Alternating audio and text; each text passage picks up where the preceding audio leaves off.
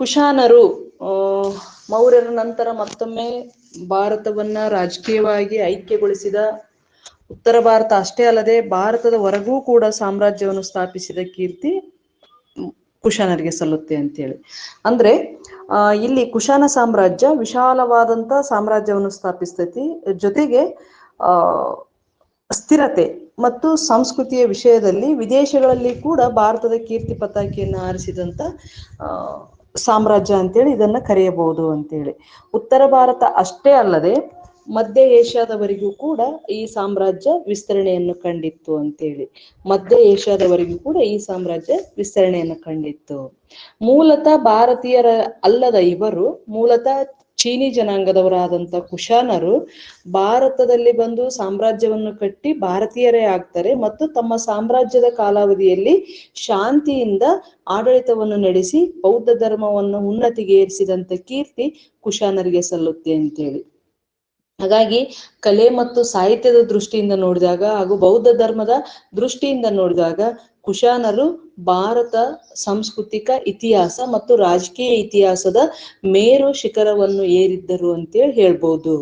ಹಾಗಾಗಿ ಇವರ ಸಾಮ್ರಾಜ್ಯ ಏನಪ್ಪಾ ಅಂತಂದ್ರ ಮೌರ್ಯರ ನಂತರ ಮತ್ತೊಂದು ಸಾರಿ ಉತ್ತರ ಭಾರತವನ್ನ ರಾಜಕೀಯವಾಗಿ ಶ್ರೀಮಂತಗೊಳಿಸಿದೆ ಅಂತಂದೇಳಿ ಹೇಳೋದು. ಇಲ್ಲಿ ಕುಶಾನರ ಬಗ್ಗೆ ನಾವು ಏನಪ್ಪಾ ಅಂತಂದ್ರ ಮೂಲಾಧಾರಗಳನ್ನು ನೋಡಿದ ಹೊತ್ನ್ಯಾಗ ಸಾಕಷ್ಟು ಮೂಲಾಧಾರಗಳು, ಸಾಹಿತ್ಯಿಕ ಮೂಲಾಧಾರಗಳು ಮತ್ತು ಪ್ರಾಕ್ತನ ಮೂಲಾಧಾರಗಳು ಮತ್ತು ಶಾಸನಗಳು ಇವರ ಒಂದು ಏನು ಇತಿಹಾಸವನ್ನು ನಮಗೆ ಕಟ್ಟಿಕೊಡ್ತವೆ. ವಿಶೇಷವಾಗಿ ನಾಣ್ಯಗಳು, ಶಾಸನಗಳು, ಸಾಹಿತ್ಯಿಕ ಕೃತಿಗಳು, ಅದರಲ್ಲಿ ಮುಖ್ಯವಾಗಿ ಸಾಹಿತ್ಯಿಕ ಕೃತಿಗಳಾದಂಥ ಅಶ್ವಘೋಷನ ಬುದ್ಧ ಚರಿತೆ ಇರ್ಬೋದು, ಆಮೇಲೆ ನಾಗಾರ್ಜುನನ ಮಾಧ್ಯಮಿಕ ಸೂತ್ರ ಇರ್ಬೋದು, ಕಲ್ಲಣನ ರಾಜ ತರಂಗಿಣಿ ಇರ್ಬೋದು, ಆಮೇಲೆ ಕುಮಾರಲತನ ಕಲ್ಪನಾ ಮಂದಿರ ಕೃತಿಗಳು ಅತ್ಯಂತ ಪ್ರಮುಖವಾದಂತ ಮಾಹಿತಿಯನ್ನ ನಮಗೆ ಕುಶಾನರ ಬಗ್ಗೆ ಕಟ್ಟಿಕೊಡ್ತವೆ ಅಂತಂದೇಳಿ ಹೇಳ್ಬೋದು. ಅದರ ಜೊತೆಗೆ ವಿದೇಶಿ ಬರಹಗಾರದಂತ ಪಾನ್ಕು ಚಂಗ್ ಕುಯಿನ್ ಅಂದ್ರೆ ಇವನು ಹ್ಯಾನರ ಕಾಲದ ಒಬ್ಬ ಕವಿ ಆಗಿರ್ತಾನೆ, ಪಾನ್ಕು ಚಂಗ್ ಕುಯಿನ್ ಅಂತೇಳಿ. ಜೊತೆಗೆ ಹುಯೆನ್ ಸಾಂಗು ಕೂಡ ತನ್ನ ಬರವಣಿಗೆಗಳಲ್ಲಿ ಕುಶಾನರ ಇತಿಹಾಸದ ಮೇಲೆ ಬೆಳಕನ್ನು ಚೆಲ್ಲಿದ್ದಾನೆ ಅಂತೇಳಿ. ಅದರ ಜೊತೆಗೆ ಕುಶಾನರು ಕಟ್ಟಿದಂತ ಮೂರ್ತಿ ಶಿಲ್ಪಗಳು, ಸ್ತೂಪಗಳು ಮತ್ತು ಅವರ ಆರ್ಥಿಕ ಬೆಳವಣಿಗೆಯ ದೃಷ್ಟಿಯಿಂದ ಅವರ ನಾಣ್ಯಗಳು ನಮಗೆ ಸಾಕಷ್ಟು ಅವರ ಒಂದು ಇತಿಹಾಸದ ಮೇಲೆ ಮಾಹಿತಿಯನ್ನ ಕಟ್ಟಿಕೊಡುತ್ತವೆ ಅಂತೇಳಿ ಹೇಳ್ಬೋದು. ಆದ್ರೆ ಈ ಕುಶಾನರ ಮೂಲವನ್ನು ಹುಡುಕಿಕೊಂಡು ಹೋದತ್ನ್ಯಾಗ ಅಥವಾ ಕುಶಾನರು ಎಲ್ಲಿಂದ ಬಂದ್ರು, ಯಾವ ಮನೆತನದವರು, ಇವರ ಒಂದು ಮೂಲ ನಿವಾಸ ಯಾವುದಾಗಿತ್ತು ಅಂತ ಹುಡುಕಿಕೊಂಡು ಹೋದತ್ನ್ಯಾಗ ಈ ಚೀನಿ ಬರವಣಿಗೆಗಳ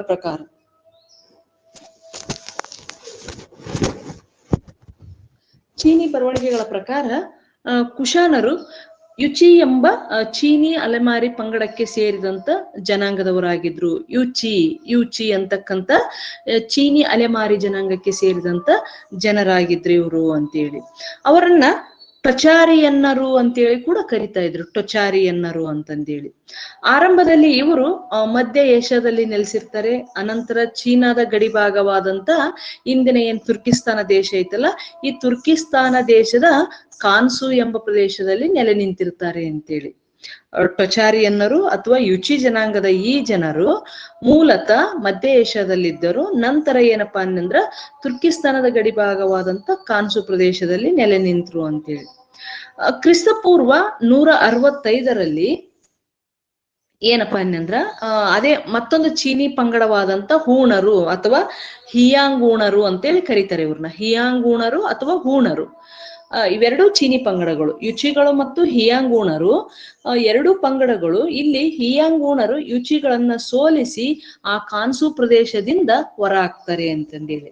ಹಾಗಾಗಿ ಎರಡೂ ಪಂಗಡಗಳ ನಡುವೆ ಆದಂತ ಯುದ್ಧದಲ್ಲಿ ಯುಚಿಗಳು ಸೋತು ಆ ಕಾನ್ಸು ಪ್ರದೇಶದಿಂದ ಹೊರ ಬೀಳ್ತಾರೆ. ಹಾಗಾಗಿ ಇಲ್ಲಿ ಯುಚಿ ರಾಜನನ್ನು ಕೊಂದು ಆತನ ತಲೆಬುರುಡೆಯನ್ನು ತಮ್ಮ ಪಾನ ಪಾತ್ರೆಯನ್ನಾಗಿ ಮಾಡ್ಕೊಂಡಿರ್ತಾರೆ ಈ ಹೂಣರು. ಅಲ್ಲಿಂದ ಭಯ ಬಿದ್ದಂತ ಯುಚಿಗಳು ದಕ್ಷಿಣಕ್ಕೆ ಚಲಿಸಿ ಟಿಬೆಟಿನಲ್ಲಿ ಬಂದು ನೆಲೆ ನಿಲ್ತಾರೆ ಅಂತಂದೇಳಿ ಹೇಳ್ಬೋದು. ಟಿಬೆಟ್ನಲ್ಲಿ ಈಗ ಟಿಬೆಟ್ ಅದು ಏನಪ್ಪಾ ಚೀನಾದ ಸ್ವಾಯತ್ತ ಭಾಗ ಅಂತಂದೇಳಿದೆ. ಆದ್ರೆ ಟಿಬೆಟ್ಟಿನ ಜನರು ಅದನ್ನು ಒಪ್ಪಿಕೊಂಡಿಲ್ಲ. ಹಾಗಾಗಿ ಅದು ಸ್ಟೇಟ್ಲೆಸ್ ಪರ್ಸನ್, ವಿಶ್ವಸಂಸ್ಥೆಯಲ್ಲಿ ಅದಕ್ಕೆ ಮಾನ್ಯತೆ ಇಲ್ಲ. ಭಾರತ ಅದಕ್ಕೆ ಮಾನ್ಯತೆ ಕೊಟ್ಟಿದೆ, ಬಟ್ ಅದು ಯಾರು ಒಪ್ತಾ ಇಲ್ಲ. ಹಾಗಾಗಿ ಚೀನಾ ಅದು ನಮ್ಮದೇ ಭಾಗ ಅಂತಂದೇಳಿ ವಾದ ಮಾಡ್ತಾ ಇದ್ದಾರೆ. ಅದೇನೇ ಇರ್ಲಿ, ಅಲ್ಲಿಂದ 1965ರಲ್ಲಿ ದಲೈ ಲಾಮಾ ಅವರು ಓಡಿ ಬಂದು ಭಾರತದಲ್ಲಿ ಆಶ್ರಯ ಪಡ್ಕೊಂಡಿದ್ದಾರೆ. ಇಲ್ಲಿ ಈ ಯುಚಿ ಜನಾಂಗ ನಂತರ ಚೀನಾದ ದಕ್ಷಿಣ ಭಾಗವಾದಂತ ಟಿಬೆಟ್ಟಿನಲ್ಲಿ ಬಂದು ಏನ್ ಮಾಡ್ತಾರೆ, ನೆಲೆ ನಿಲ್ತಾರೆ ಅಂತೇಳಿ ಹೇಳ್ಬೋದು. ಆ ಟಿಬೆಟ್ಟಿನಲ್ಲಿ ಇದ್ದ ಸಂದರ್ಭದಲ್ಲಿ ಅವರು ಆ ಭಾಗದಲ್ಲಿದ್ದಂತ ಶಕರು, ಪಾರ್ಥಿಯನ್ನರನ್ನ ಸೋಲಿಸಿ ಬ್ಯಾಕ್ಟ್ರಿಯಾ ಹಾಗೂ ಈ ಜಕ್ಸಾರ್ಟನ್ ನದಿ ಪ್ರದೇಶವನ್ನ ಆಕ್ರಮಣ ಮಾಡಿಕೊಳ್ತಾರೆ ಅಂತಂದು ಹೇಳ್ಬೋದು. ಅಲ್ಲಿಂದ ಮುಂದೆ ಇವರು ಏನಪ್ಪಾ ಅನ್ನಂದ್ರ ಈ ಬ್ಯಾಕ್ಟ್ರಿಯನ್ ಏನ್ ಪ್ರದೇಶ ಇತ್ತಲ್ಲ, ಏನು ಈಗ ಅಫ್ಘಾನ್ ಐತಲ್ಲ ಆ ಪ್ರದೇಶ, ಆ ಕಡೆಗೆ ಬಂದು ನೆಲೆಸ್ತಾರೆ. ನಂತರ ಸೊಗಡಿಯಾನವನ್ನು ತಮ್ಮ ರಾಜಧಾನಿಯನ್ನಾಗಿ ಮಾಡ್ಕೊಳ್ತಾರೆ. ನೆಕ್ಸ್ಟ್ ಕಾಬೂಲ್ ನದಿ ಮತ್ತು ಕಣಿವೆಯನ್ನು ದಾಟಿ ಹಿಂದೂ ಕುಶ್ ಪರ್ವತ ಶ್ರೇಣಿಯ ಮೂಲಕ ಏನ್ ಮಾಡ್ತಾರಪ್ಪ ಅನ್ನಂದ್ರ ಗಾಂಧಾರ ಪ್ರದೇಶಕ್ಕೆ ಬರ್ತಾರೆ ಅಂತ ಹೇಳ್ಬೋದು. ಗಾಂಧಾರ ಈಗಿನ ಅಫ್ಘಾನಿಸ್ತಾನದಲ್ಲಿ. ಆ ಗಾಂಧಾರ ಪ್ರದೇಶಕ್ಕೆ ಬಂದು ಅಲ್ಲಿ ನೆಲೆ ನಿಲ್ತಾರೆ ಯಾರು, ಯುಚಿಗಳು ಅಂತೇಳಿ. ಮುಂದೆ ಈ ಯುಚಿಗಳಿದ್ದಾರಲ್ಲ, ಇವರು ಗಾಂಧಾರ ಪ್ರದೇಶದಲ್ಲಿದ್ದ ಸಂದರ್ಭದಲ್ಲಿ ಅಥವಾ ಮಧ್ಯೆ ಏನು ಕಾನ್ಸೋ ಪ್ರದೇಶದಿಂದ ಬಂದು ಟಿಬೆಟ್ ನಲ್ಲಿ ನೆಲೆ ನಿಂತು ಆನಂತರ ಈ ಕಡೆ ಬಂದ ಸಂದರ್ಭದಲ್ಲಿ ಒಟ್ಟು 5 ಪಂಗಡಗಳಲ್ಲಿ ಅವರು ವಿಂಗಡಣೆ ಆಗಿರ್ತಾರೆ ಜನಾಂಗದವರು ಅಂತೇಳಿ. ಯಾರು, ಈ ಯುಚಿಗಳು 5 ಪಂಗಡಗಳು ಇರ್ತವೆ ಅಂತೇಳಿ. ಯಾವ್ಯಾವ ಪಂಗಡಗಳಂತ ನೋಡಿದಾಗ ಕಿಶಾಂಗ್ ಪಂಗಡ, ಹುಮಿ ಪಂಗಡ, ಕುಯ್ಶುಂಗ್ ಪಂಗಡ, ಹಿಲುಯಿನ್ ಮತ್ತು ತುಮಿ ಎಂಬ 5 ಪಂಗಡಗಳು ಇದ್ದವು ಅಂತಂದೇಳಿ. ಕಿಶಾಂಗ್, ಹುಮಿ, ಕುಯ್ಶುಂಗ್, ಹಿಲುಯಿನ್ ಮತ್ತು ತುಮಿ ಈ 5 ಪಂಗಡಗಳನ್ನ ಕೂಡಿಸಿ ಮುಂದೆ ಕಿಶಾಂಗ್ ಎಂಬ ಪಂಗಡ ದೊಡ್ಡ ಪಂಗಡವಾಗಿ ಆ 5 ಪಂಗಡಗಳನ್ನ ಕೂಡಿಸಿ ಕುಶಾನ ಎಂಬ, ಕಿಶಾಂಗ್ ಹೋಗಿ ಮುಂದೆ ಕುಶಾನ್ ಅಥವಾ ಕುಶಾಂಗ್ ಅಂತೇಳಿ ಹೆಸರನ್ನ ಪಡಿತೈತಿ. ಮುಂದೆ ಕುಶಾಂಗ್ ಹೋಗಿ ಅದು ಕುಶಾನ್ ಆಯ್ತು ಎಂಬ ಒಂದು ಮಾಹಿತಿ ನಮಗ ಸಿಗ್ತೈತಿ ಅಂತೇಳಿ. ಹಾಗಾಗಿ ಈ ಕಿಶಾಂಗ್ ಪಡೆಯ ನಾಯಕನಾದಂತ 1ನೇ ಕಾಡ್ಪೈಸಸ್ ಅಥವಾ ಕುಜಲ್ ಕಾಡ್ಪೈಸಸ್ ಏನ್ ಮಾಡ್ತಾನಪ್ಪ ಅನ್ನಂದ್ರ ಈ 5 ಪಂಗಡಗಳನ್ನ ಕೂಡಿಸಿ ಕಿಶಾಂಗ್ ಅಥವಾ ಕುಶಾನ್ ಎಂಬ ಮನೆತನವನ್ನ ಸ್ಥಾಪಿಸ್ತಾನೆ ಅಂತೇಳಿ ಹೇಳ್ಬೋದು. ಮುಂದೆ ಈತ ಏನ್ ಮಾಡ್ತಾನಪ್ಪ ಅನ್ನಂದ್ರ ಪುರುಷಪುರ ಅಥವಾ ಪೇಶಾವರ ಪ್ರದೇಶವನ್ನು ತನ್ನ ರಾಜಧಾನಿಯನ್ನಾಗಿ ಮಾಡಿಕೊಂಡು ಆಡಳಿತವನ್ನ ಮಾಡ್ತಾನೆ. ಹಾಗಾಗಿ ಈ ಮುಂದೆ ಅವರ ಮನೆತನದ ಕುಶಾಂಗ್ ಮುಂದೆ ಅದು ಕುಶಾನರ ಮನೆತನವಾಗಿ ಪ್ರಸಿದ್ಧಿಯನ್ನ ಪಡೆಯಿತು ಅಂತೇಳಿ ಹೇಳ್ಬೋದು. ಹಾಗಾಗಿ ಈ ಮನೆತನವನ್ನು ಸ್ಥಾಪಿಸಿದವನು ಯಾರಪ್ಪ ಅಂದ್ರೆ 1ನೇ ಕಾಡ್ಪೈಸಸ್ ಅಥವಾ ಕುಜಲ್ ಕಾಡ್ಪೈಸಸ್. ಹೀಗಾಗಿ ಈ ಕುಶಾನರ ರಾಜಕೀಯ ಇತಿಹಾಸವನ್ನು ನೋಡ್ಬೇಕಂದ್ರೆ ಇಲ್ಲಿ ಮುಖ್ಯವಾಗಿ ಇವರ ಸ್ಥಾಪಕ ಯಾರು, ಕುಜಲ್ ಕಾಡ್ಪೈಸಸ್. ಇವನು ಕ್ರಿಸ್ತ ಶಕ 15ರಿಂದ 65ರವರೆಗೆ ಆಡಳಿತದಲ್ಲಿರ್ತಾನೆ ಅಂತೇಳಿ. ಕ್ರಿಸ್ತ ಶಕ 15ರಿಂದ ಕ್ರಿಸ್ತ ಶಕ 65 ಅಂದರೆ ಇಲ್ಲಿ 1ನೇ ಶತಮಾನ. 1ನೇ ಶತಮಾನ ಈ ಕುಶಾನರ ವಂಶದ ಸ್ಥಾಪಕನಾದಂತ ಈತಂದು ಗ್ರೇಟ್ ಏನಪ್ಪಾ ಅಂತಂದ್ರ 5 ಪಂಗಡಗಳನ್ನ ಕೂಡಿಸಿ, ಅಂದ್ರೆ 5 ಯುಚಿ ಪಂಗಡಗಳನ್ನ ಕೂಡಿಸಿ ಕಿಶಾಂಗ್ ಅಥವಾ ಕುಶಾನ ಎಂಬ ಮನೆತನವನ್ನ ಸ್ಥಾಪಿಸಿದ್ದು ಮತ್ತು ವಾಂಗ್ ಎಂಬ ಬಿರುದನ್ನ ಪಡೆದುಕೊಳ್ತಾನೆ ಅಂತೇಳಿ. ಆ ಮನೆತನವನ್ನು ಕೂಡಿಸಿದ ನೆನಪಿಗಾಗಿ ಇವನು ವಾಂಗ್ ಅಂತೇಳಿ ಬಿರುದನ್ನ ಪಡೆದುಕೊಳ್ತಾನೆ. ವಾಂಗ್ ಅಂದ್ರೆ ರಾಜ ಅಂತ ಅರ್ಥ ಚೀನಿ ಭಾಷೆಯಲ್ಲಿ. ನಂತರ ಇವನೇನ್ ಮಾಡ್ತಾನೆ, ಏನು ಗಾಂಧಾರ ಪ್ರದೇಶದಲ್ಲಿ ಅಥವಾ ಪುರುಷಪುರದ ಸುತ್ತಮುತ್ತ ಇದ್ದಂತ ಇಂಡೋ ಗ್ರೀಕರನ್ನ, ಶಕರನ್ನ, ಪಾರ್ಥಿಯನ್ನರನ್ನ ಸೋಲಿಸಿ ಗಾಂಧಾರ, ತಕ್ಷಶಿಲಾ, ಕಾಂಧಾರ್ ಮತ್ತು ಕಾಬೂಲ್ ಪ್ರದೇಶಗಳನ್ನ ವಶಪಡಿಸಿಕೊಳ್ತಾನೆ. ಇವನ ಕಾಲಾವಧಿಯಲ್ಲಿ ಸಾಮ್ರಾಜ್ಯ ಏನಾಗಿತ್ತಪ್ಪ ಅಂದ್ರೆ ಸಿಂಧು ನದಿಯಿಂದ ಹಿಡಿದು ಪರ್ಷಿಯಾದವರೆಗೆ ವಿಸ್ತರಣೆಯನ್ನು ಕಂಡಿತು ಅಂತ ಹೇಳ್ಬೋದು. ಪರ್ಷಿಯಾದಿಂದ ಹಿಡಿದು ಸಿಂಧು ನದಿವರೆಗೆ. ಜೊತೆಗೆ ಇವನ ಕಾಲಾವಧಿಯಲ್ಲಿ ಚೀನಾ ಮತ್ತು ರೋಮ್ ಸಾಮ್ರಾಜ್ಯದ ಜೊತೆಗೆ ವಾಣಿಜ್ಯ ಸಂಬಂಧವನ್ನು ಈತ ಹೊಂದಿದ್ದ ಅಂತೇಳಿ ಹೇಳ್ಬೋದು. ಮೊಟ್ಟ ಮೊದಲೇ ಬಾರಿಗೆ ಇವನ್ ಏನ್ ಮಾಡ್ತಾನಪ್ಪ ಅನ್ನಂದ್ರ ರೋಮ್ ಸಾಮ್ರಾಜ್ಯದ ಮಾದರಿಯಲ್ಲಿ ದಿನಾರ್ ಎಂಬ ತಾಮ್ರದ ನಾಣ್ಯಗಳನ್ನ ಹೊರಡಿಸ್ತಾನೆ ಅಂತೇಳಿ ಆರಂಭದಲ್ಲಿ. ಮತ್ತೆ ಅವುಗಳ ಮೇಲೆ ತನ್ನ ಬಿರುದಾದಂತ ಮಹಾರಾಜಾದಿರಾಜ, ಮಹಾರಾಜ ಮತ್ತು ಮಹಾಂತ ಎಂಬ ಎಂಬ ಬಿರುದುಗಳನ್ನ ಕರೋಷ್ಟಿ ಲಿಪಿಯಲ್ಲಿ ಕೆತ್ತಿಸ್ತಾನೆ ಅಂತೇಳಿ. ಯಾರು, 1ನೇ ಕಾಡ್ಪೈಸಸ್ ಅಥವಾ ಕುಜಲ್ ಕಾಡ್ಪೈಸಸ್. ಇವನ ರಾಜಧಾನಿ ಪುರುಷಪುರ ಆಗಿತ್ತು. ಇವನು ವಾಂಗ್ ಎಂಬ ಬಿರುದನ್ನು ಪಡ್ಕೊಳ್ತಾನೆ. ಜೊತೆಗೆ ಮಹಾರಾಜಾದಿರಾಜ, ಮಹಾರಾಜ, ಮಹಾಂತ ಎಂಬ ಹೆಸರನ್ನ ತನ್ನ ನಾಣ್ಯಗಳ ಮೇಲೆ ಕೆತ್ತಿಸ್ತಾನೆ. ಯಾವ ಲಿಪಿಯಲ್ಲಿ ಅಂದ್ರ ಖರೋಷ್ಠಿ ಲಿಪಿಯಲ್ಲಿ. ಮತ್ತೆ ಇವನ ಕಾಲಾವಧಿ ಕ್ರಿಸ್ತ ಶಕ 15ರಿಂದ ಕ್ರಿಸ್ತ ಶಕ 65. ಮತ್ತು ಇವನು ಬೌದ್ಧ ಮತಾವಲಂಬಿ ಆಗಿದ್ದ ಅಂತೇಳಿ ಆರ್ ಕೆ ಮುಖರ್ಜಿ ಅವರು ಅಭಿಪ್ರಾಯ ಪಟ್ಟಿದ್ದಾರೆ ಅಂತೇಳಿ. ಆರ್ ಕೆ ಮುಖರ್ಜಿ ಅವರ ಪ್ರಕಾರ ಇವನು ಬೌದ್ಧ ಮತಾವಲಂಬಿ ಆಗಿದ್ದ. ಇವನ ನಂತರ ಮತ್ತೊಬ್ಬ ಏನು ಅರಸ ಅಧಿಕಾರಕ್ಕೆ ಬರ್ತಾನೆ. ಅವನ ಯಾರಪ್ಪ ಅಂದ್ರೆ 2ನೇ ಕಾಡ್ಪೈಸಸ್. ಇವನು ಸೇಮ್ ಇದು ಕೂಡ ರಾಜಪ್ರಭುತ್ವವಾಗಿರ್ತೈತಿ. ವಂಶಾಧಿಕಾರದಲ್ಲಿ ಅಧಿಕಾರ ಮುಂದುವರಿತಾ ಇರ್ತೈತಿ. ಹಾಗಾಗಿ ಇವನ ಮಗನಾದಂತ ಯಾರು 1ನೇ ಕಾಡ್ಪೈಸಸ್ನ ಮಗನಾದಂತ 2ನೇ ಕಾಡ್ಪೈಸಸ್ ಕ್ರಿಸ್ತ ಶಕ 65ರಲ್ಲಿ ಅಧಿಕಾರಕ್ಕೆ ಬರ್ತಾನೆ. ಅಂದ್ರೆ ತನ್ನ ತಂದೆಯ ಕಾಲದ ನಂತರ ಇವನ ಅಧಿಕಾರಕ್ಕೆ ಬರ್ತಾನೆ ಅಂತೇಳಿ. ಇವನ ಕಾಲಾವಧಿ ಬಂದ್ಬಿಟ್ಟು ಕ್ರಿಸ್ತ ಶಕ 65ರಿಂದ ಕ್ರಿಸ್ತ ಶಕ 78 ಅಂತೇಳಿ. ಇವನನ್ನ ವಿಮಾ ಕಾಡ್ಪೈಸಸ್ ಅಂತೇಳಿ ಕರಿತಾ ಇದ್ರು. ಅವನು ಕುಜಲ್ ಕಾಡ್ಪೈಸಸ್, ಇವನು ವಿಮಾ ಕಾಡ್ಪೈಸಸ್ ಅಂತೇಳಿ ಕರಿತಾ ಇದ್ರು. ಆದ್ರೆ ಇಲ್ಲಿ ಇವನ ಕಾಲಾವಧಿ 65ರಿಂದ 78 ಅಂತ ಕೆಲವು ಬುಕ್ದಲ್ಲಿದೆ. ವಿ.ಎಸ್. ಸ್ಮಿತ್ ಅವರ ಪ್ರಕಾರ ಏನಪ್ಪಾ ಅಂದ್ರ 70ರಿಂದ ಕ್ರಿಸ್ತ ಶಕ 70ರಿಂದ 110 ಅಂತೇಳಿ ಹೇಳಿದ್ದಾರೆ. ಆದ್ರೆ ಡಿ.ಸಿ. ಸರ್ಕಾರ್ ಮತ್ತು ರಾಯ್ ಚೌಧರಿ ಅವರು ಇವನ ಕಾಲಾವಧಿಯನ್ನ 65ರಿಂದ 78 ಅಂತೇಳಿ ನಿರ್ಧಾರ ಮಾಡಿದ್ದಾರೆ ಅಂತೇಳಿ. ಹಾಗಾಗಿ ಇವನು ಅತ್ಯಂತ ಪ್ರಸಿದ್ಧ ಅರಸನಾಗಿರ್ತಾನೆ. ಆರಂಭಿಕ ಕುಶಾನರ ಪ್ರಸಿದ್ಧ ಅರಸನಾಗಿರ್ತಾನೆ, ವೀರ ಯೋಧನಾಗಿರ್ತಾನೆ. ಮತ್ತು ಭಾರತದ ಭೂಭಾಗಗಳನ್ನು ಗೆದ್ದಂತ, ಅತಿ ಹೆಚ್ಚು ಭೂಭಾಗಗಳನ್ನು ಗೆದ್ದಂತ ಕುಶಾನರ ದೊರೆಯಾಗಿರ್ತಾನೆ ಅಂತೇಳಿ ಹೇಳ್ಬೋದು. ಈತ ಪಂಜಾಬನ್ನು ಗೆದ್ದು ಗಂಗಾ ನದಿಯ ಬಯಲಿನವರೆಗೆ ಕುಶಾನರ ಸಾಮ್ರಾಜ್ಯವನ್ನು ವಿಸ್ತರಣೆ ಮಾಡಿದ ಅಂತ ಹೇಳ್ಬೋದು. ಇವನ ಕಾಲಾವಧಿಯಲ್ಲಿ ಕುಶಾನರ ಸಾಮ್ರಾಜ್ಯ ಮಥುರಾ, ಬನಾರಸ್, ಪಂಜಾಬ್ ಈ ಎಲ್ಲಾ ಪ್ರದೇಶಗಳಲ್ಲಿ ಹರಡಿತ್ತು ಭಾರತದಲ್ಲಿ ಅಂತೇಳಿ. ಮತ್ತು ಆ ಕಡೆಗೆ ಪರ್ಷಿಯಾ ಕಡೆಗೆ ಹೋದಂಗೆಲ್ಲ ಅಫ್ಘಾನಿಸ್ತಾನ, ತುರ್ಕಿಸ್ತಾನ, ಬುಖಾರ, ರೋಮನ್ ಸಾಮ್ರಾಜ್ಯದ ಗಡಿಯವರೆಗೆ ಈತನ ಸಾಮ್ರಾಜ್ಯ ವಿಸ್ತರಣೆಯಾಗಿತ್ತು ಅಂತೇಳಿ ಹೇಳ್ಬೋದು. ಮತ್ತೆ ಈ ಎಲ್ಲಾ ಪ್ರದೇಶಗಳಲ್ಲಿ ಈ ವಿಮಾ ಕಾಡ್ಪೈಸಸ್ನ ನಾಣ್ಯಗಳು ಕೂಡ ದೊರೆತಿದ್ದಾವೆ ಅಂತೇಳಿ. ಇವನ ಕಾಲಾವಧಿಯಲ್ಲಿ ಕೂಡ ಚೀನಾ ಮತ್ತು ರೋಮನ್ ಸಾಮ್ರಾಜ್ಯಗಳೊಂದಿಗೆ ವ್ಯಾಪಾರ ವಹಿವಾಟು ಕೂಡ ಇತ್ತು ಅಂತ. ಈತೊಂದು ವಿಶೇಷ ಸಾಧನೆ ಏನಪ್ಪಾ ಅಂದ್ರೆ ಮೊಟ್ಟ ಮೊದಲನೇ ಬಾರಿಗೆ ಕುಶಾನರ ಅವಧಿಯಲ್ಲಿ ದೊಡ್ಡ ಪ್ರಮಾಣದ ಬಂಗಾರದ ನಾಣ್ಯಗಳನ್ನ ಟಂಕಿಸ್ತಾನೆ ಅಂತೇಳಿ ಹೇಳ್ಬೋದು. ಆ ನಾಣ್ಯಗಳ ಮೇಲೆ ಸಮಗ್ರ ಪ್ರಪಂಚದ ಒಡೆಯ, ಮಹಾರಾಜ, ರಾಜರ ರಾಜ, ಸರ್ವಲೋಕೇಶ್ವರ, ಮಹೇಶ್ವರ ಎಂಬ ಬಿರುದುಗಳನ್ನ ಕೆತ್ತಿಸ್ತಾನೆ ಅಂತೇಳಿ. ಎಲ್ಲಿ? ನಾಣ್ಯಗಳ ಮೇಲೆ. ಎಂತ ನಾಣ್ಯಗಳಂದ್ರ ಬಂಗಾರದ ನಾಣ್ಯಗಳು. ಅವರ ಅಪ್ಪ ತಾಮ್ರದ ನಾಣ್ಯಗಳನ್ನ ಹೊರಡಿಸಿದ್ದ, ಇವನು ಬಂಗಾರದ ನಾಣ್ಯಗಳನ್ನ ಹೊರಡಿಸಿದ ಅಂತೇಳಿ. ಜೊತೆಗೆ ಇವನ ಕೆಲವು ನಾಣ್ಯಗಳ ಮೇಲೆ ಶಿವ ಮತ್ತು ನಂದಿ ಚಿತ್ರಗಳಿದ್ವು. ಹಾಗಾಗಿ ಈ ಶಿವ ಮತ್ತು ನಂದಿ ಚಿತ್ರಗಳು ಏನನ್ನ ನಮಗೆ ಅಭಿವ್ಯಕ್ತ ಮಾಡ್ತಾವಪ್ಪ ಅಂದ್ರೆ ಇವನು ಶೈವ ಮತಾವಲಂಬಿಯಾಗಿದ್ದ ಅಂತೇಳಿ ನಮಗೆ ಒಂದು ಏನು ಸಂದೇಶವನ್ನ ನೀಡ್ತವೆ ಅಂತೇಳಿ ಹೇಳ್ಬೋದು. ಜೊತೆಗೆ ಇವನು ಶಿವನ ಆರಾಧಕನ ಆಗಿದ್ದ. ಅದ್ರ ಜೊತೆಗೆ ಇವನು ಚಿನ್ನದ ನಾಣ್ಯಗಳನ್ನು ಟಂಕಿಸಿದ ಭಾರತದ ಮೊದಲ ಅರಸ ಅಂತಂದೇಳಿ ಕರೆಸ್ಕೊಂಡಿದ್ದಾನೆ ಅಂತೇಳಿ. ಹಾಗಾಗಿ ಇವನು ಏನಪ್ಪಾ ಅಂದ್ರೆ ಯಾರು? ವಿಮಾ ಕಾಡ್ಪೈಸಸ್ ಶಿವ ಮತಾವಲಂಬಿ ಅಥವಾ ಶೈವ ಮತಾವಲಂಬಿ. ರೋಮ್ ಜೊತೆಗೆ ವ್ಯಾಪಾರ ವಹಿವಾಟನ್ನು ಮಾಡ್ತಾ ಇದ್ದ.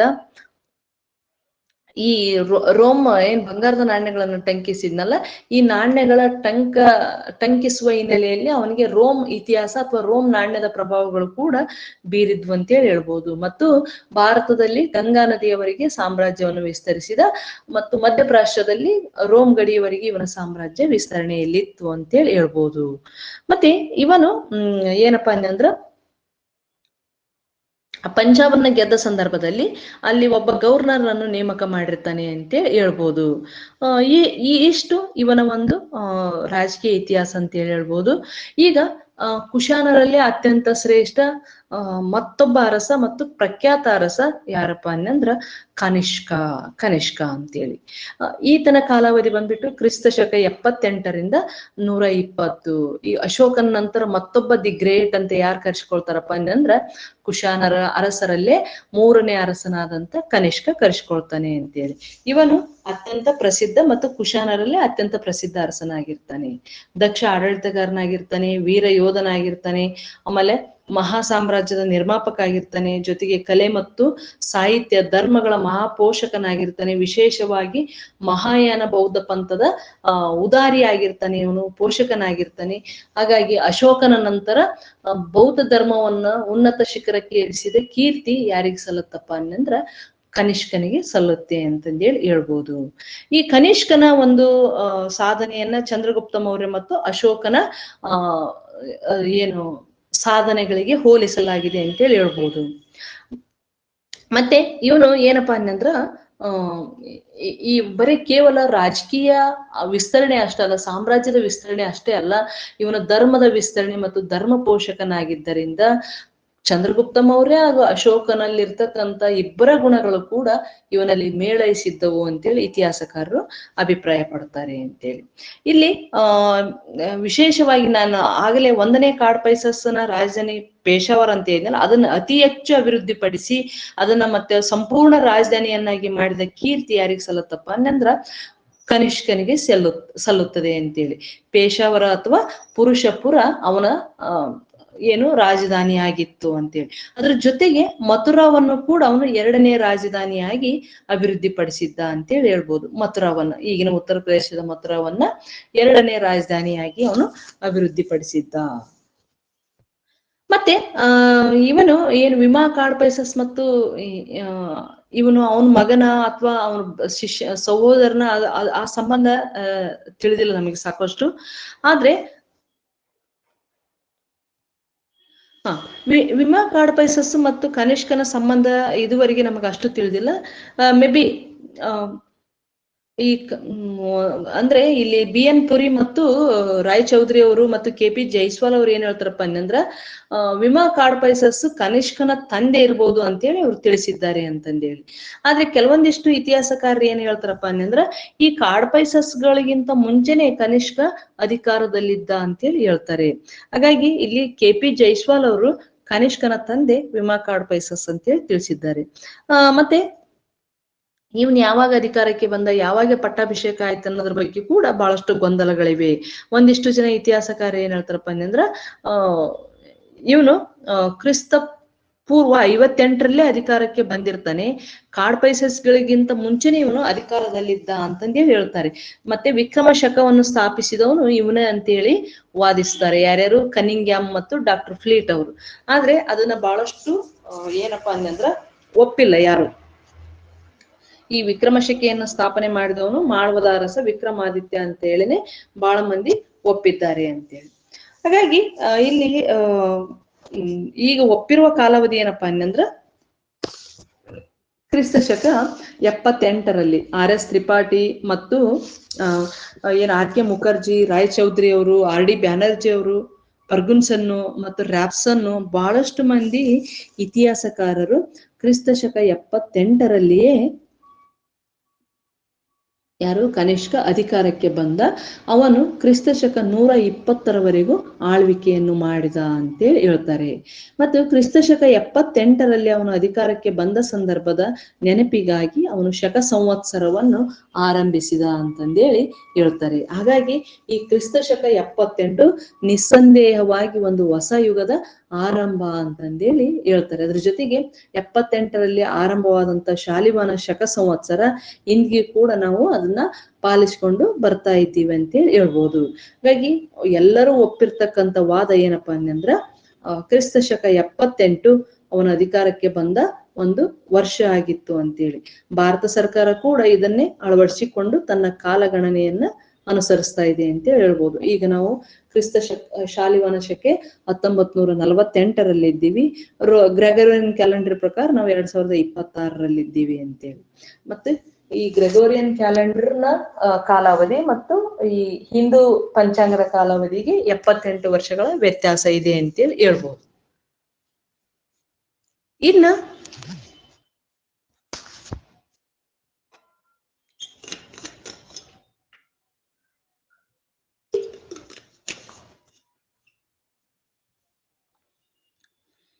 ಈ ಕನಿಷ್ಕನ ಒಂದು ದಿಗ್ವಿಜಯಗಳನ್ನು ನೋಡೋದಾದ್ರೆ, ಅವನ ಹೋರಾಟ ಅಥವಾ ಸೈನಿಕ ಸಾಧನೆಗಳನ್ನು ನೋಡೋದಾದ್ರೆ ಇವನು ಅತ್ಯಂತ ಪ್ರಸಿದ್ಧ ಅರಸನಾಗಿದ್ದ. ಉತ್ತರ ಭಾರತವನ್ನು ಆಳಿದಂತ ಪ್ರಸಿದ್ಧ ಅರಸರಲ್ಲಿ ಅಶೋಕ ಮತ್ತು ಚಂದ್ರಗುಪ್ತನ ಮೌರ್ಯ ಅಂತಾರ. ಇವನು ಕೂಡ ಪ್ರಸಿದ್ಧ ಅರಸನಾಗಿರ್ತಾನೆ. ನೆಹರು ಅವರು ವಿಶೇಷವಾಗಿ ಡಿಸ್ಕವರಿ ಆಫ್ ಇಂಡಿಯಾದಲ್ಲಿ ಏನು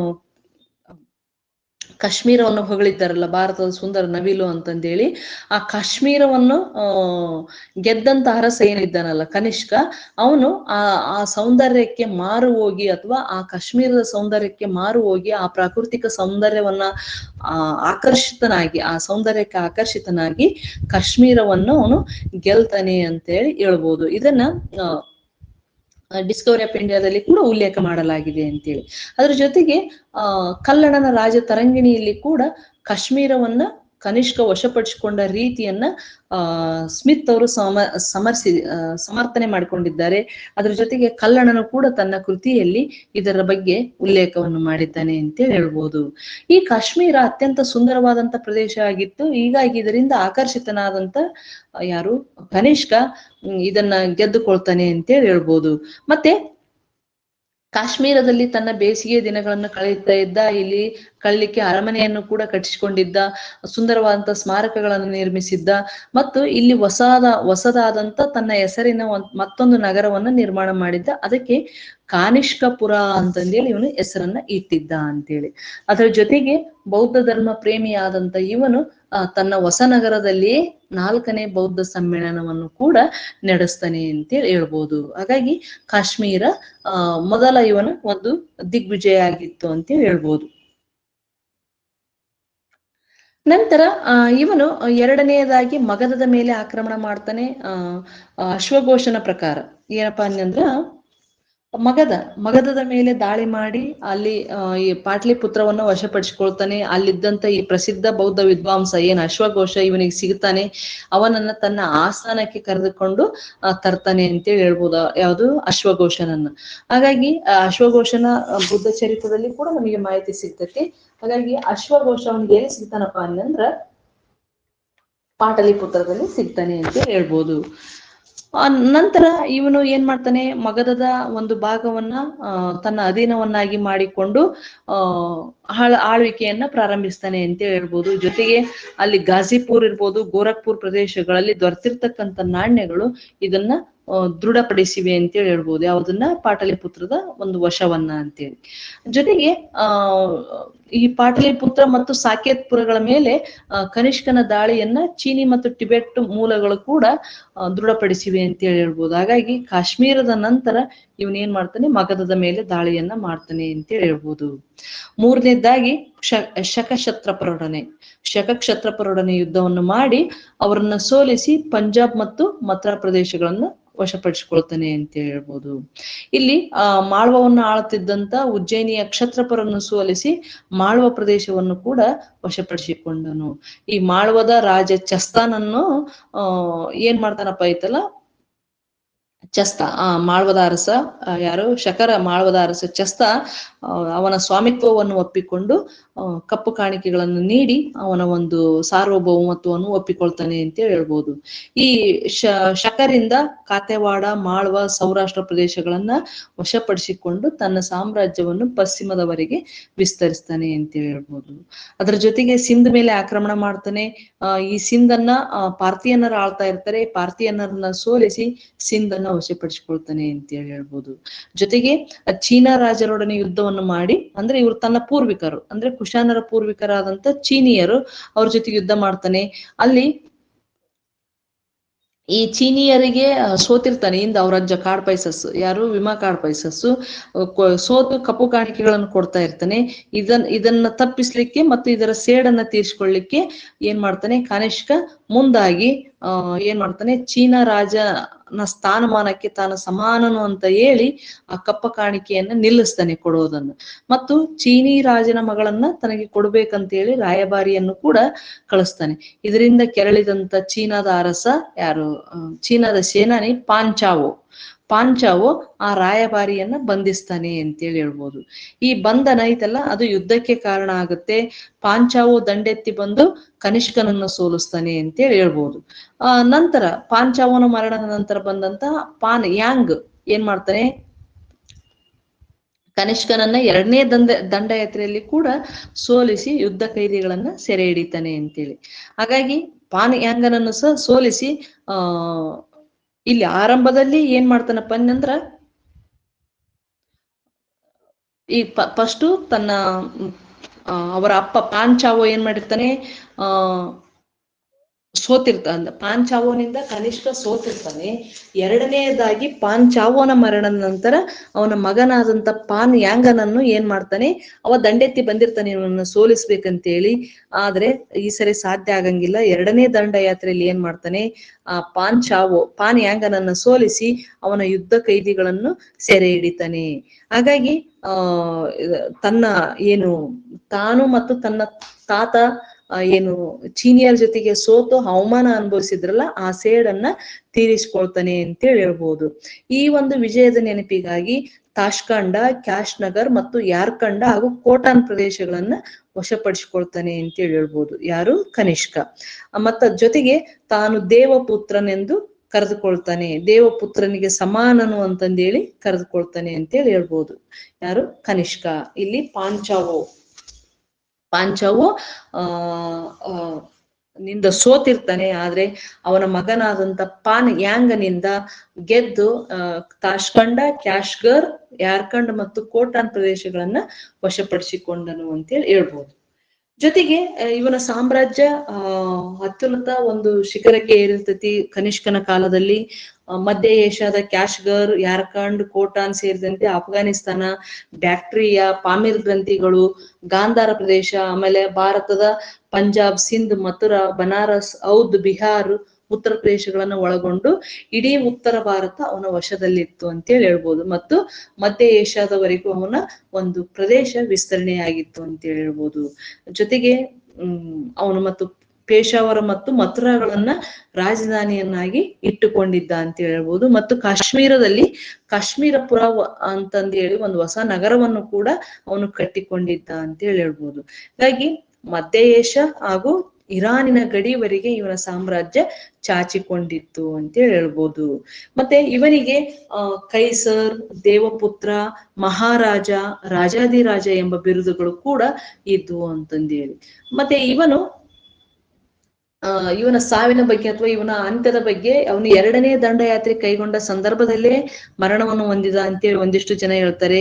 ಆದ್ರೆ ಅವನ ಸೈನಿಕರೇ ಯುದ್ಧದಿಂದ ಬೇಸತ್ತು ಅವನನ್ನು ಕೊಂದು ಹಾಕಿದ್ರು ಅಂತೇಳಿ ಒಂದಿಷ್ಟು ದಂತಕಥೆಗಳಿದ್ದಾವೆ. ಮತ್ತೊಂದಿಷ್ಟು ಕಥೆಗಳ ಅವನ ಅನಾರೋಗ್ಯದಿಂದ ಹಾಸಿಗೆ ಹಿಡಿದು ಸತ್ತ ಅಂತಂದೇಳಿ ಹೇಳ್ತಾರೆ. ಹಾಗಾಗಿ ನಿಖರವಾದಂತ ಯಾವುದೇ ಮಾಹಿತಿ ಇಲ್ಲ. ಕ್ರಿಸ್ತ ಶಕ 120 ಆಳ್ವಿಕೆ ಮಾಡಿದಂತ ಕನಿಷ್ಕ ನಂತರ ಕಾಲವಾದ ಅಂತಂದೇ ಹೇಳ್ತಾರೆ. ಹಾಗಾಗಿ ಅವನ ಸಾವಿನ ಬಗ್ಗೆ ಖಚಿತವಾದಂತ ಮಾಹಿತಿ ಇಲ್ಲ ಅಂತೇಳಿ ಹೇಳ್ಬೋದು. ಹಾಗಾಗಿ ಕುಶಾನರಲ್ಲೇ ಅತ್ಯಂತ ಶ್ರೇಷ್ಠನಾದಂತ ಅರಸ ಯಾರು? ಕನಿಷ್ಕ. ಅವನ ಕಾಲಾವಧಿಯಲ್ಲಿ ರಾಜಕೀಯವಾಗಿ ಉತ್ತರ ಭಾರತ ಸಂಪೂರ್ಣವಾಗಿ ಕುಶಾನರ ಒಂದು ಹಿಡಿತದಲ್ಲಿತ್ತು. ಅದರ ಜೊತೆಗೆ ವಾಯುವ್ಯ ಭಾರತ ಮತ್ತು ಇರಾನಿನ ಗಡಿವರೆಗೆ ಹಾಗೂ ಚೀನಾದ ಗಡಿವರೆಗೆ ಅವನ ಸಾಮ್ರಾಜ್ಯ ವಿಸ್ತರಣೆ ಆಗಿತ್ತು ಅಂತೇಳಿ ಹೇಳ್ಬೋದು.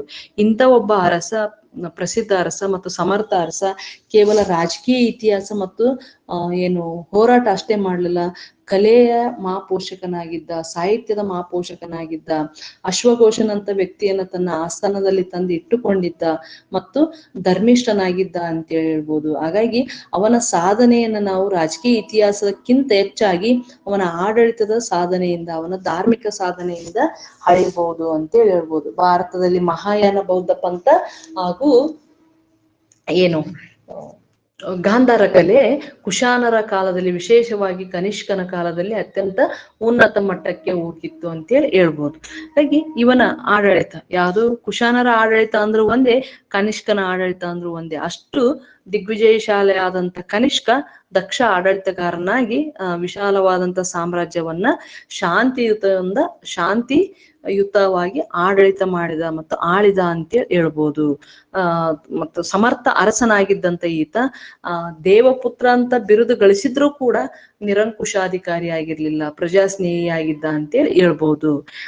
ಇವನು ಇಲ್ಲಿ ಏನಪ್ಪಾ ಅಂತಂದ್ರ ನೀರಾವರಿ ಇರ್ಬೋದು, ಜನರಿಗೆ ನೀರಾವರಿಯನ್ನು ಒದಗಿಸಿಕೊಡ್ತಾನೆ, ಆಹಾರ ಉತ್ಪಾದನೆಯನ್ನು ಹೆಚ್ಚು ಮಾಡ್ತಾನೆ, ಈ ಬರಗಾಲ ನೆರೆ ಹಾವಳಿ ಸಂದರ್ಭದಲ್ಲಿ ರೈತರ ನೆರವಿಗೆ ಬೆಸ್ತಾ ಇರ್ತಾನೆ ಅಂತ ಹೇಳ್ಬೋದು.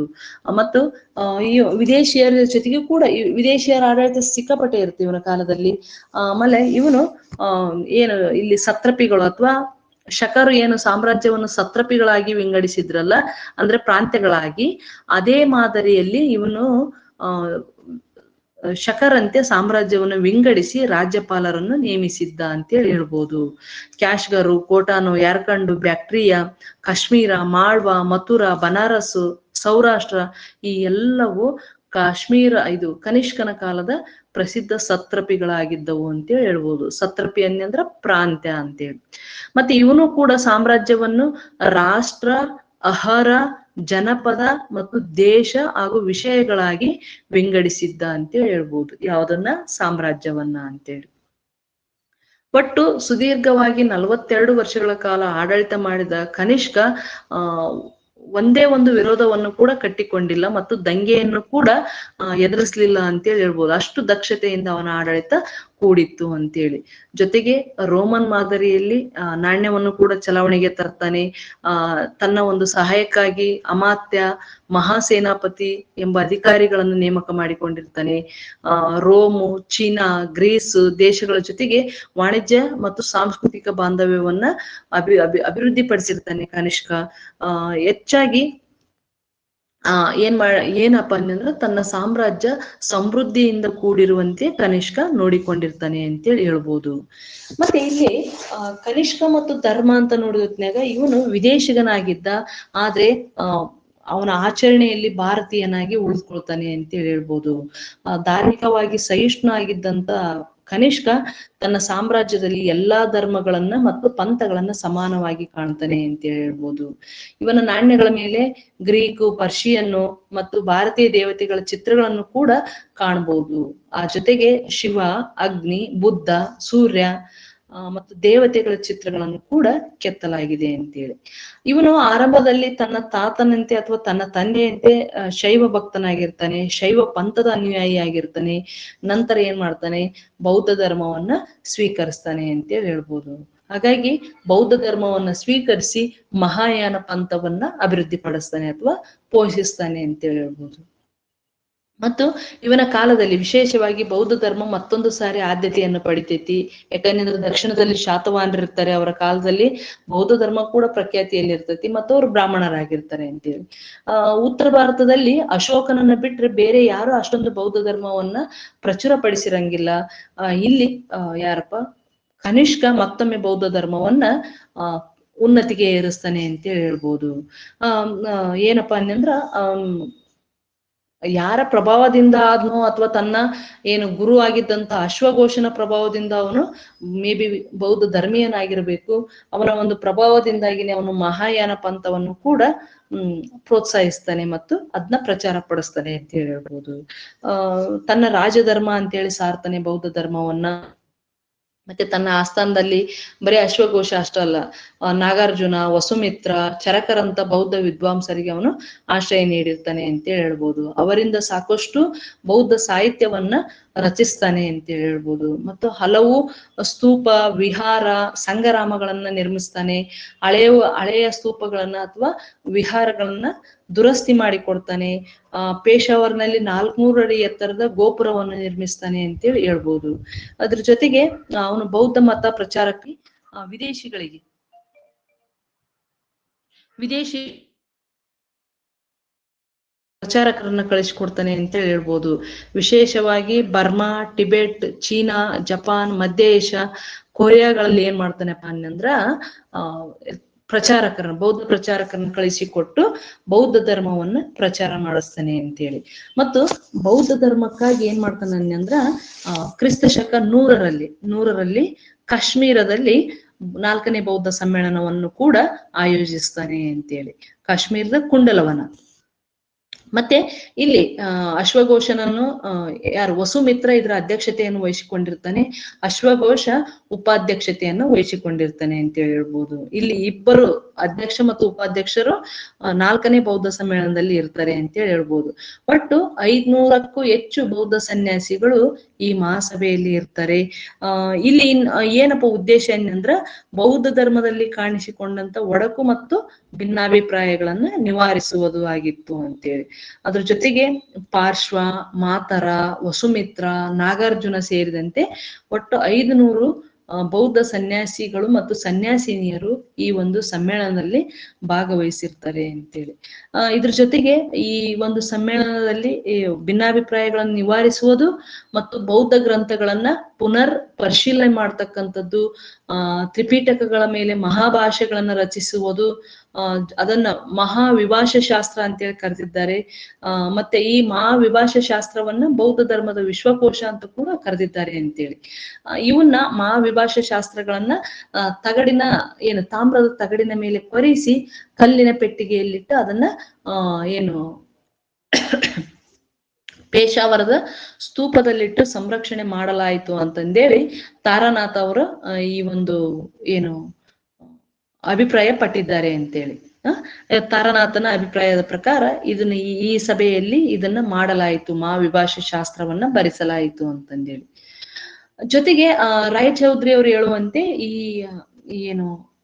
4ನೇ ಕುಂಡಲವನದ ಒಂದು ಪ್ರಖ್ಯಾತಿ ಮತ್ತು ಕನಿಷ್ಕನ ಸಾಧನೆ ನಿಂತಿರುವುದು ಅವನ ಒಂದು ದಿಗ್ವಿಜಯಗಳ ಮೇಲೆ ಅಲ್ಲ, ಅವನ ಬೌದ್ಧ ಧರ್ಮದ ಪ್ರಚಾರದ ಮೇಲೆ ಅಂತಂದೇಳಿ ಕರೆದಿದ್ದಾನೆ ಅಂತಂದೇಳಿ.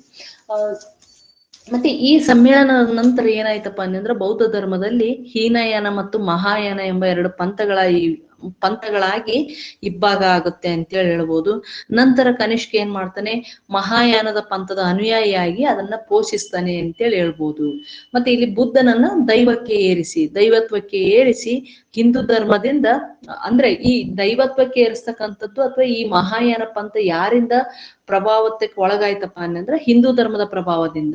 ಹಿಂದೂ ಧರ್ಮದಲ್ಲಿ ಮೂರ್ತಿ ಪೂಜೆ ಏನಿತ್ತು ಅದರ ಪ್ರಭಾವದಿಂದ ಇಲ್ಲಿ ಬುದ್ಧನನ್ನ ದೇವರಿಗೆ ಹೋಲಿಸಿ ಆರಾಧನೆ ಪ್ರಾರಂಭ ಆಗುತ್ತೆ ಅಂತೇಳಿ ಹೇಳ್ಬೋದು. ಮಹಾಯಾನ ಪಂಥದ ಒಂದು ಪ್ರಮುಖ ಲಕ್ಷಣ ಅನ್ನಂದ್ರ ಮೂರ್ತಿ ಆರಾಧನೆ ಅಥವಾ ಬುದ್ಧನ ಮೂರ್ತಿ ರೂಪದ ಆರಾಧನೆ ಅಂತೇಳಿ ಹೇಳ್ಬೋದು. ಇದ್ರ ಜೊತೆಗೆ ಇವನು ಗಾಂಧಾರ ಕಲೆಯನ್ನು ಪೋಷಿಸ್ತಾನೆ. ಗಾಂಧಾರ ಕಲೆಯಲ್ಲಿ ಹೆಚ್ಚಾಗಿ ಬೌದ್ಧ ಧರ್ಮ ಮತ್ತು ಬುದ್ಧನಿಗೆ ಸಂಬಂಧಿಸಿದ ಸ್ಮಾರಕಗಳನ್ನ ಕೆತ್ತಿಸ್ತಾನೆ ಅಂತ ಹೇಳ್ಬೋದು. ಹಾಗಾಗಿ ಗಾಂಧಾರ ಕಲೆಯನ್ನು ಪೋಷಿಸಿದ ಮತ್ತು ಮಹಾಯಾನ ಪಂಥವನ್ನ ಜನಪ್ರಿಯತೆಗೊಳಿಸಿದ ಕೀರ್ತಿ ಯಾರಿಗೆ ಸಲ್ಲುತ್ತಪ್ಪ ಅನ್ನಂದ್ರ ಕನಿಷ್ಕನಿಗೆ ಸಲ್ಲುತ್ತೆ ಅಂತೇಳಿ ಹೇಳ್ಬೋದು. ಹೀಗಾಗಿ ಇವನ ಒಂದು ಗಾಂಧಾರ ಕಲೆಯ ಪೋಷಣೆ ಮತ್ತು ಬೌದ್ಧ ಧರ್ಮದ ಪೋಷಣೆಯಿಂದಾಗಿ ಪ್ರಚಾರದಿಂದಾಗಿ ಅವನನ್ನ 2ನೇ ಅಶೋಕ ಅಂತೇಳಿ ಕೂಡ ಕರೆಯಲಾಗಿದೆ ಅಂತೇಳಿ. ಜೊತೆಗೆ ಸಾಕಷ್ಟು ಸಾಹಿತ್ಯವನ್ನು ಕೂಡ ಇವನ ಕಾಲದಲ್ಲಿ ರಚನೆ ಆಗುತ್ತೆ ಮತ್ತು ಸಾಹಿತ್ಯದ ಮೇಲೆ ಸಾಕಷ್ಟು ಒಲವಿರ್ತೈತಿ, ಇವನಿಗೆ ವಿಶೇಷ ಅಭಿರುಚಿ ಇರ್ತೈತಿ. ಹಾಗಾಗಿ ತನ್ನ ಆಸ್ಥಾನದಲ್ಲಿ ಸಾಕಷ್ಟು ಮಂದಿ ಸಾಹಿತಿಗಳಿಗೆ, ವಿದ್ವಾಂಸರಿಗೆ, ಕವಿಗಳಿಗೆ ಇವನು ಆಶ್ರಯ ನೀಡಿರ್ತಾನೆ ಅಂತೇಳಿ ಹೇಳ್ಬೋದು. ಮಗಧದ ಆಕ್ರಮಣ ಸಂದರ್ಭದಲ್ಲಿ ಪಾಟಲಿಪುತ್ರದಲ್ಲಿ ಸಿಕ್ಕಂತ ಅಶ್ವಘೋಷನನ್ನ ತನ್ನ ಆಸ್ಥಾನಕ್ಕೆ ಕರೆ ತಂದಿರ್ತಾನೆ. ಇಲ್ಲಿ ಅಶ್ವಘೋಷನೇ ಸ್ವತಃ ಬರದಂತೆ ಬೃಹತ್ ಪ್ರಮಾಣದ ಧಾರ್ಮಿಕ ಮತ್ತು ಲೌಕಿಕ ಸಾಹಿತ್ಯವು ಸಂಸ್ಕೃತದಲ್ಲಿ ಕನಿಷ್ಕನ ರಾಜಪೋಷಣೆಯಲ್ಲಿ ಸೃಷ್ಟಿಯಾಯಿತು ಅಂತೇಳಿ. ಯಾವ ಭಾಷೆಯಲ್ಲಿ ಅಂದ್ರ ಸಂಸ್ಕೃತ ಭಾಷೆಯಲ್ಲಿ. ಮಾತುರ ಅಂದ್ರ ಮಂತ್ರಿ, ಸಂಘರಕ್ಷಕ, ಅಶ್ವಘೋಷ, ನಾಗಾರ್ಜುನ, ವಸುಮಿತ್ರ, ಚರಕ, ಪಾರ್ಶ್ವ ಮುಂತಾದ ವಿದ್ವಾಂಸರು ಅವನ ಆಸ್ಥಾನದಲ್ಲಿದ್ದರು ಅಂತೇಳಿ ಅಶ್ವಘೋಷ ಬರಿತಾನೆ ಅಂತೇಳಿ. ಮತ್ತು ಸಂಸ್ಕೃತದಲ್ಲಿ ಸಾಕಷ್ಟು ಸಾಹಿತ್ಯ ರಚನೆ ಆಯ್ತು ಅಂತೇಳಿ ಕೂಡ ಅವನು ಹೇಳ್ತಾನೆ. ಈ ಅಶ್ವಘೋಷ ಇದ್ದಾನಲ್ಲ, ಇವನು ಪ್ರಖ್ಯಾತ ಬೌದ್ಧ ವಿದ್ವಾಂಸನಾಗಿರ್ತಾನೆ ಮತ್ತು ವಿಜ್ಞಾನಿ ಆಗಿರ್ತಾನೆ, ಸಂಗೀತಗಾರ, ನಾಟಕಕಾರ, ಆಮೇಲೆ ತತ್ವಜ್ಞಾನಿ ಆಗಿರ್ತಾನೆ. ಇವನನ್ನ ಫ್ರಾನ್ಸಿನ ಗಯಟೆ ಮತ್ತು ವೋಲ್ಟೇರ್ ಇವರಿಗೆ ಹೋಲಿಸಲಾಗಿದೆ ಅಂತೇಳಿ. ಜೊತೆಗೆ ಭಾರತದ ಕಾಳಿದಾಸನಿಗೂ ಕೂಡ ಹೋಲಿಸಲಾಗಿದೆ ಅಂತೇಳಿ. ಇಲ್ಲಿ ಬುದ್ಧ ಚರಿತ್ರ ಕೃತಿಯನ್ನು ನೋಡಿದ್ನಾಗ ಇದು ಸಂಸ್ಕೃತದಲ್ಲಿ ಐತಿ ಬುದ್ಧ ಚರಿತ್ರ. ಇದ್ರ ಜೊತೆಗೆ ಇವನ್ ಏನ್ ಮಾಡ್ತಾನೆ, ಸೂತ್ರಾಲಂಕಾರ, ಸೌಂದರ್ಯಾನಂದ ಕಾವ್ಯ, ವಜ್ರಸೂಚಿ, ಸಾರಿಪುತ್ರ ಪ್ರಕರಣ, ಮತ್ತು ಇವೆಲ್ಲವೂ ನಾಟಕಗಳು ಯಾವ್ಯಾವು? ಸೂತ್ರಾಲಂಕಾರ, ಸೌಂದರ್ಯಾನಂದ ಕಾವ್ಯ, ವಜ್ರಸೂಚಿ ಮತ್ತು ಸಾರಿಪುತ್ರ ಪ್ರಕರಣ ನಾಟಕ, ಬುದ್ಧ ಚರಿತ್ರೆ ಕೃತಿ ಸಂಸ್ಕೃತದಲ್ಲಿರ್ತಕ್ಕಂಥ ಕೃತಿ. ಇವು ಇಷ್ಟು ಅಶ್ವಘೋಷನ ಮುಖ್ಯ ಕೃತಿಗಳು ಅಂತೇಳಿ ಹೇಳ್ಬೋದು. ಮತ್ತೆ ಈ ಬುದ್ಧ ಚರಿತ್ರೆ ಏನನ್ನ ಒಳಗೊಂಡಿದೆ ಅನ್ನಂದ್ರ ಬುದ್ಧನ ಜೀವನಕ್ಕೆ ಸಂಬಂಧಪಟ್ಟಂತ ಘಟನೆಗಳನ್ನ ಒಳಗೊಂಡಿದೆ ಅಂತೇಳಿ ಹೇಳ್ಬೋದು. ಯಾವುದು? ಬುದ್ಧ ಚರಿತ್ರ ಅಂತೇಳಿ. ಅಶ್ವಘೋಷ ಯಾರು ಅಂತಂದು ನಾನು ಆಗಲೇ ಹೇಳಿದೆ, ಇವನು ಕನಿಷ್ಕನ ಆಸ್ಥಾನ ಕವಿಯಾಗಿರ್ತಾನೆ ಅಂತೇಳಿ. ಮತ್ತೆ ಇವನ ಏನಾಯ್ತಲ್ಲ, ಬುದ್ಧ ಚರಿತ್ರವನ್ನ ವಾಲ್ಮೀಕಿ ರಾಮಾಯಣಕ್ಕೆ ಕೂಡ ಹೋಲಿಸಲಾಗಿದೆ.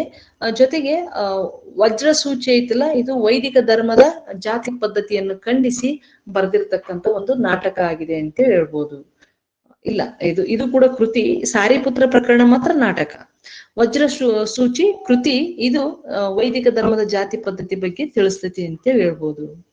ಅದ್ರ ಜೊತೆಗೆ ಇವನ ಸಮಕಾಲೀನ ಆಗಿದ್ದಂತ ನಾಗಾರ್ಜುನ ಏನಿದ್ದಾನಲ್ಲ, ಇವನು ಕೂಡ ಮಹಾಯಾನ ಬೌದ್ಧ ಪಂಥದ ಪ್ರತಿಪಾದಕನಾಗಿರ್ತಾನೆ.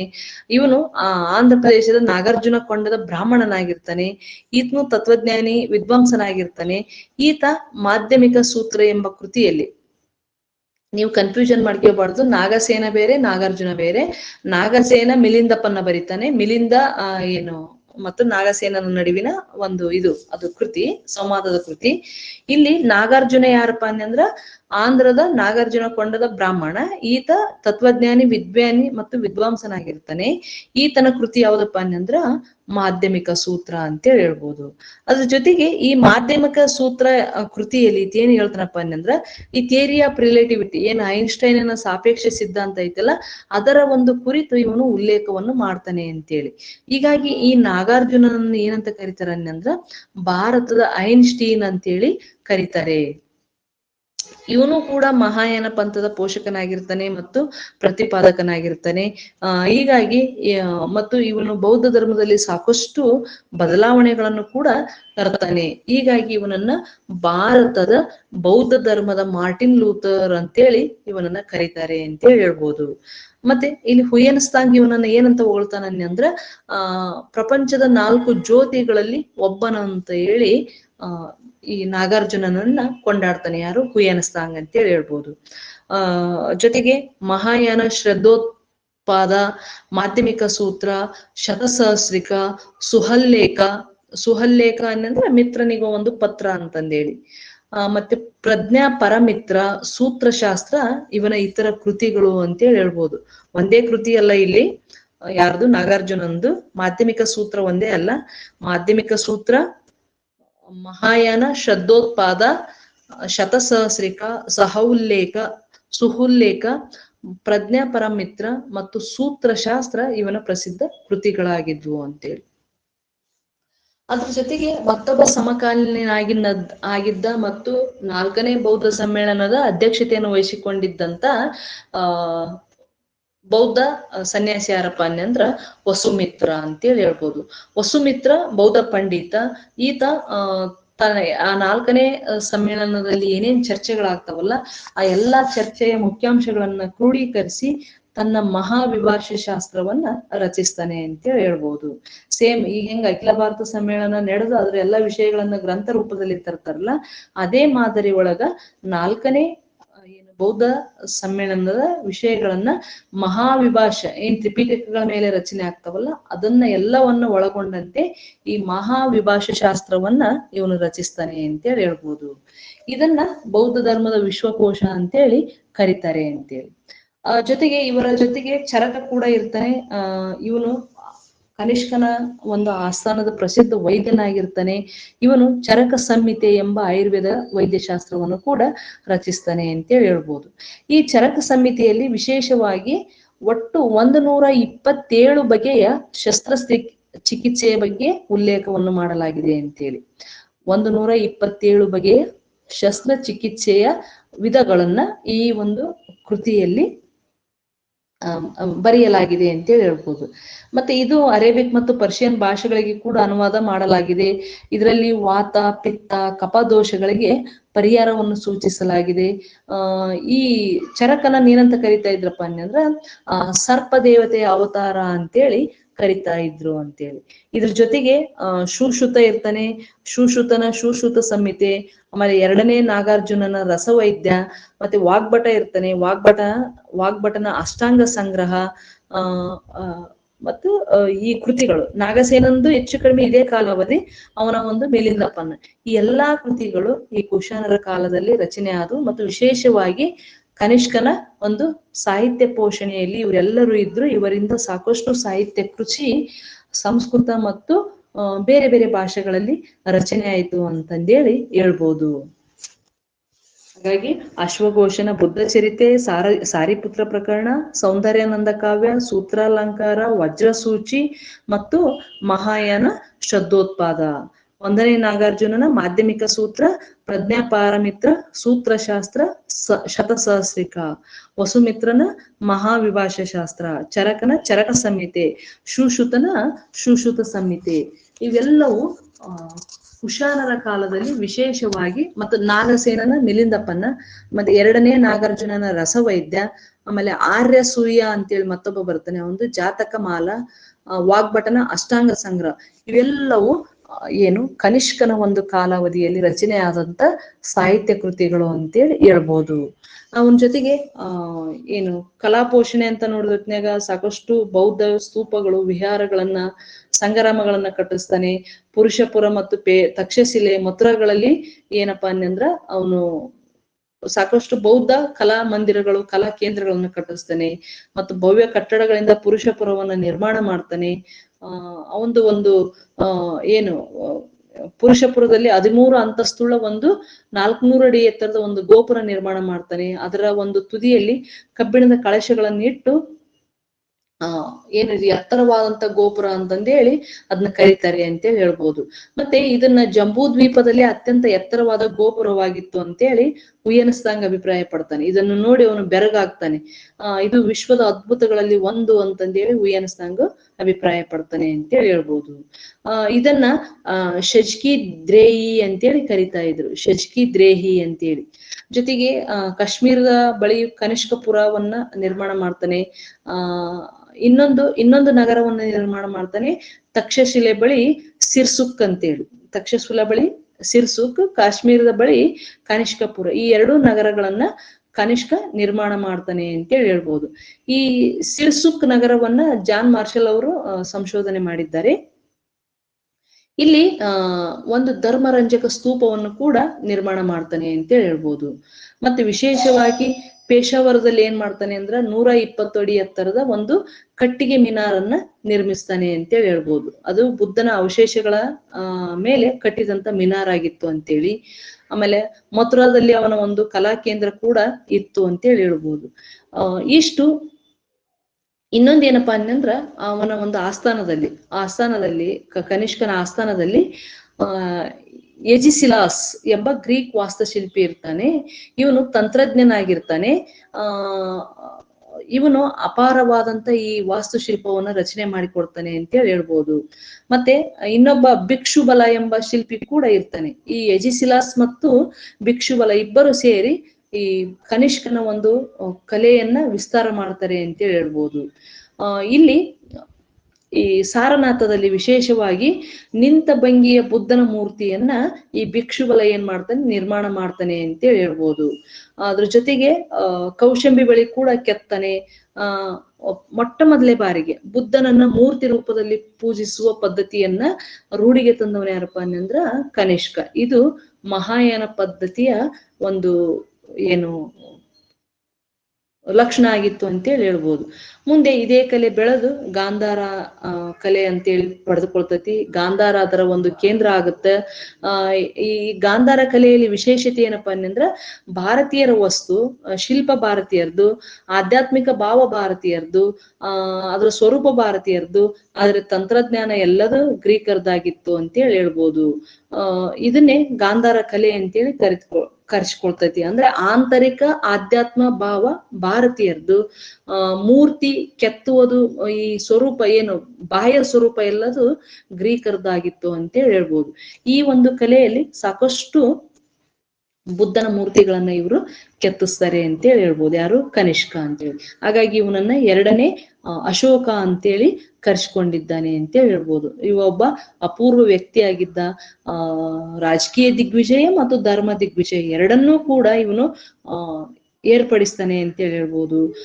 ಜೊತೆಗೆ ಇವನ ಕಾಲಾವಧಿಯಲ್ಲಿ ಆದಂತ ಸಾಹಿತ್ಯ ಕೃತಿ, ಕಲೆ, ಧರ್ಮ ಪೋಷಣೆ ಇವನನ್ನ ಶ್ರೇಷ್ಠ ಮತ್ತು ಗಣ್ಯ ಅರಸರ ಸಾಲಿಗೆ ಸೇರಿಸ್ತವೆ ಅಂತೇಳಿ ಹೇಳ್ಬೋದು. ಹಾಗಾಗಿ ಇವನನ್ನ ಎರಡನೇ ಅಶೋಕ, ದಿ ಗ್ರೇಟ್ ಅಂತೇಳಿ ಕರೆಯಲಾಗಿದೆ ಅಂತೇಳಿ. ಇಬ್ರು ಬೌದ್ಧ ಧರ್ಮದ ಮಹಾಪೋಷಕರು. ಅಶೋಕ ಮತ್ತು ಕನಿಷ್ಕರ ನಡುವಿನ ಹೋಲಿಕೆ ನೋಡಿದತ್ನ್ಯಾಗ ಇಬ್ರು ಬೌದ್ಧ ಧರ್ಮದ ಮಹಾಪೋಷಕರು, ಇಬ್ರು ಬೌದ್ಧ ಧರ್ಮದ ಸಮ್ಮೇಳನಗಳನ್ನ ಏರ್ಪಡಿಸಿದ್ದಾರೆ, ಇಬ್ರು ಮತ ಪ್ರಚಾರಕ್ಕಾಗಿ ಶ್ರಮಿಸಿದ್ದಾರೆ, ಇಬ್ಬರೂ ಕೂಡ ವಿದೇಶಿಗಳಿಗೆ ಯಾತ್ರಿಗಳನ್ನ ಕಳಿಸಿದ್ರು ಮತ್ತು ತಮ್ಮ ರಾಜಧರ್ಮವನ್ನಾಗಿ ಇಬ್ರು ಕೂಡ ಅದನ್ನ ಸಾರಿ ಸ್ವೀಕರಿಸಿದ್ರು ಅಂತೇಳಿ ಹೇಳ್ಬೋದು. ಇಲ್ಲಿ ಯುದ್ಧ ಮತ್ತು ಶಾಂತಿ ಅಂತ ಬಂದತ್ನ್ಯಾಗ ಅಶೋಕನಿಗಿಂತನೂ ಒಂದು ಕೈ ಮೇಲೆ ಯಾರ್ದಾಗಿತ್ತಪ್ಪ ಅನ್ನಂದ್ರ ಕನಿಷ್ಕಂದು ಇತ್ತು ಅಂತೇಳಿ ಹೇಳ್ಬೋದು. ಹಾಗಾಗಿ ಇಲ್ಲಿ ಇಬ್ಬರು ಕೂಡ ಒಂದೇ ರೀತಿಯ ಹೋಲಿಕೆ ಇರೋದ್ರಿಂದ ಇವನನ್ನ ಎರಡನೇ ಅಶೋಕ ಅಂತೇಳಿ ಕರೆಯಲಾಗಿದೆ ಅಂತೇಳಿ ಹೇಳ್ಬೋದು. ಇಂಥ ಒಂದು ವ್ಯಕ್ತಿತ್ವವನ್ನು ಹೊಂದಿದಂತ ಕನಿಷ್ಕನ ನಂತರ ಕುಶಾನರ ಒಂದು ಸಾಮ್ರಾಜ್ಯ ಅವನತಿಯನ್ನು ಹೊಂದುತ್ತೆ ಅಂತ ಹೇಳ್ಬೋದು. ಯಾಕಂದ್ರೆ ಅವನ ನಂತರ ಬಂದಂತ ಅರಸರು ದುರ್ಬಲರಾಗಿರ್ತಾರೆ ಅಂತ ಹೇಳ್ಬೋದು. ಅವನ ನಂತರ ಹೂವಿಷ್ಕ ಬರ್ತಾನೆ, ವಶಿಷ್ಕ ಬರ್ತಾನೆ. ಅವನ ನಂತರ ವಶಿಷ್ಕ 15 ವರ್ಷ ಆಡಳಿತ ಮಾಡ್ತಾನೆ, ಆನಂತರ ಹೂವಿಷ್ಕ ಬರ್ತಾನೆ ಅಂತ ಹೇಳ್ಬೋದು. ಇವರ ನಂತರ ಪೂರ್ತಿಯಾಗಿ ಕುಶಾನರ ಸಾಮ್ರಾಜ್ಯ ನಾಶವನ್ನು ಹೊಂದಿತ್ತು ಅಂತೇಳಿ ಹೇಳ್ಬೋದು. ಇಷ್ಟು ಕುಶಾನರ ಒಂದು ರಾಜಕೀಯ ಇತಿಹಾಸ. ಇದ್ರ ಮೇಲೆ ಏನಾರ ಡಿಸ್ಕಷನ್ ಇತ್ತನ್ನೆ ಅಂದ್ರ ನಾವು ನಾಳೆ ಕ್ಲಾಸ್ನೇ ಮಾಡೋಣ. ಇವತ್ತು ಸ್ವಲ್ಪ ನನ್ ಬೇರೆ ಕೆಲಸ ಇದೆ, ಹಾಗಾಗಿ ಇವತ್ತಿನ ತರಗತಿಯನ್ನ ಇಲ್ಲಿ ನಾನು ಎಂಡ್ ಮಾಡ್ತಾ ಇದ್ದೇನೆ.